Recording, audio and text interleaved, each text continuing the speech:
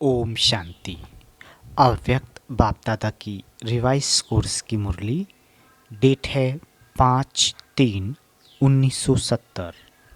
मुरली का टाइटल जल चढ़ाना अर्थात प्रतिज्ञा करना।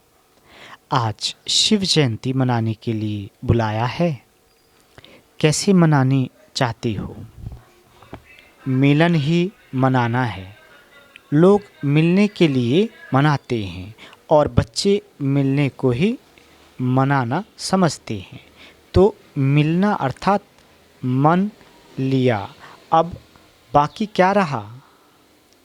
आप बच्चों का मनाना एक तो है मिलना, दूसरा है अपने समान बनाना। तो मिलना और बनाना यही है मनाना। आज के दिवस पर ये दो बातें करनी है। मिलन तो मना ही रहे हो, बाकी आप समान बनाना, ये दोनों बातें ही की योग्य गोया शिव जयंती मनाई। जब भक्त लोग जल चढ़ाने के लिए जाते हैं तो भी बीच में ब्राह्मण होते हैं जो उनसे कराते हैं। तो आप भी ब्राह्मण हो। जैसे भक्त लोग जल चढ़ाते हैं वैसे ही तुम बच्चे बाप के ऊपर आत्माओं से जल चढ़वाते हो। ये जल अथवा दूध चढ़ाने की रस्म क्यों चली है? जिस समय जल चढ़ाते हैं उस समय मन में क्या सोचते हैं मालूम है? जल व दूध को जो चढ़ाते हैं उनका भाव अर्थ ये है, जब कोई भी प्रतिज्ञा करनी होती है तो हाथ में जल उठाते हैं, सूर्य को भी जल चढ़ाते हैं, तो अंदर में प्रतिज्ञा करते हैं। तुम्हारे पास भी जब कोई आते हैं तो पहले पहले उन्हों से प्रतिज्ञा का जल लो। एक प्रतिज्ञा कराते हो ना कि हम आज से एक शिव बाबा के ही बनकर रहेंगे, तो पहले उनसे प्रतिज्ञा कराते हो। वह लोग भी अंदर में प्रतिज्ञा कर फिर स्वयं सम्मुख आकर देवताओं पर अर्पण होते हैं। जो पूरे भक्त होते हैं वो सारा ही अपने को उनके आगे झुकाते हैं, अर्थात अपने को अर्पण कर देते हैं। तो तुम भी पहले उन्हों से प्रतिज्ञा कराते हो, जब पक्के हो जाते हैं तो संपूर्ण स्वाहा कराते हो। ऐसी ही सर्विस करनी है, बिल्कुल न्यौछावर कराना। आपने कितने को न्यौछावर कराया है? जो जितना स्वयं न्यौछावर बने हैं उतना ही औरों को बनाते हैं। अगर स्वयं ही संपूर्ण न्यौछावर नहीं बने हैं तो औरों को भी इतना ही आप समान बनाते हैं। अभी न्यौछावर होने में मेहनत और समय दोनों ही लगता है, लेकिन थोड़े ही समय में न्यौछावर होने वालों की क्यों लग जाएगी। जैसे वहाँ यादगार है काशी कलवट खाने का, स्वयं अपनी इच्छा से कटने को तैयार हो जाते हैं, वैसे यहाँ भी तैयार हो जाएंगे। आप लोगों को इच्छा पैदा करने की मेहनत भी नहीं करनी पड़ेगी। स्वयं अपनी इच्छा से जंप देने के लिए तैयार हो जाएंगे। ये क्यों लगनी है?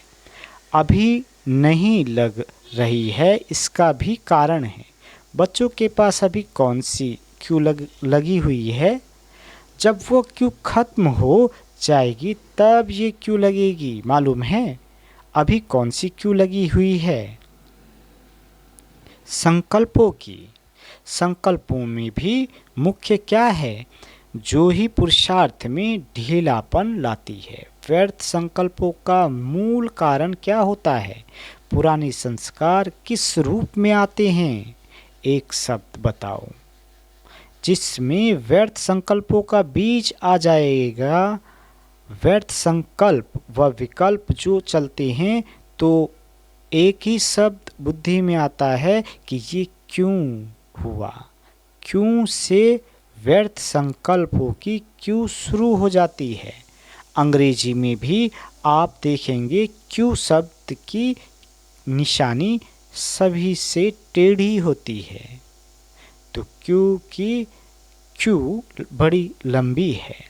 इस क्यू के समाप्ति बाद ही संपूर्णता आएगी। फिर वह क्यों लगेगी जब क्यू शब्द निकलेगा। फिर ड्रामा की भाभी पर एक रस स्थिरियम रहेंगे। तो अभी क्यू को ख़त्म करना है। समझा? एक क्यू शब्द से सेकंड में कितने संकल्प पैदा हो जाते हैं। क्यू से फिर कल्पना करना शुरू हो जाता है। तो बाप भी बच्चों से ये जल की लोटी चढ़वाने के लिए आए हैं। कोई भी प्रतिज्ञा करते हैं तो जल को साक्षी रखकर करते हैं।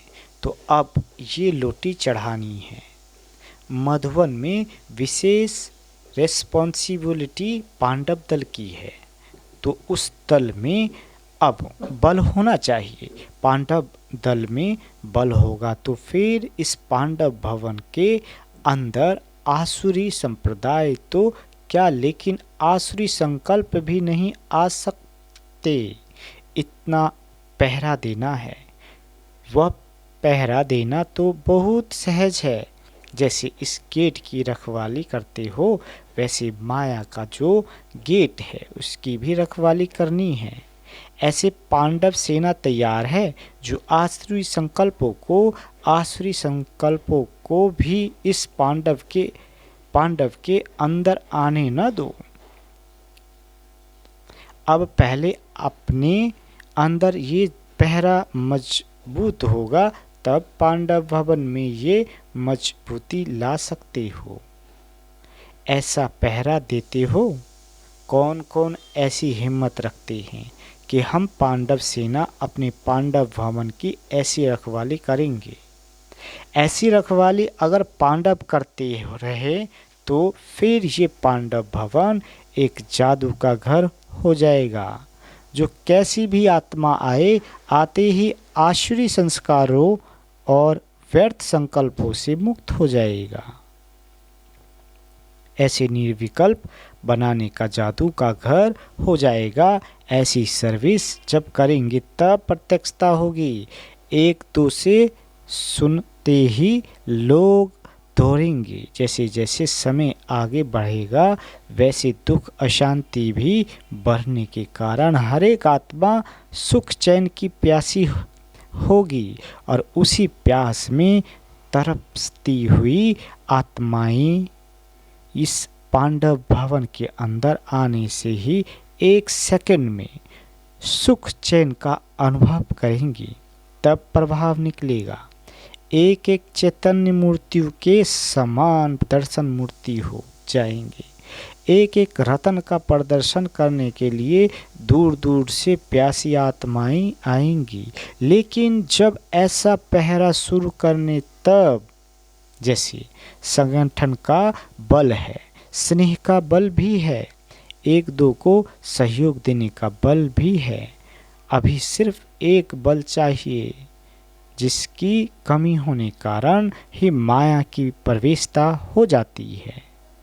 वह है सहनशीलता का बल। अगर सहनशीलता का बल हो तो माया कभी वार नहीं कर नहीं सकती। तो ये चारों बल चाहिए।